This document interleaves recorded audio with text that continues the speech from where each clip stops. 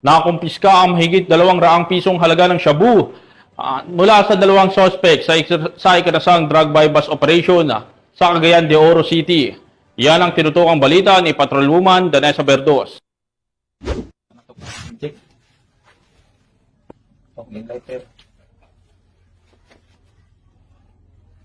Wala na, check.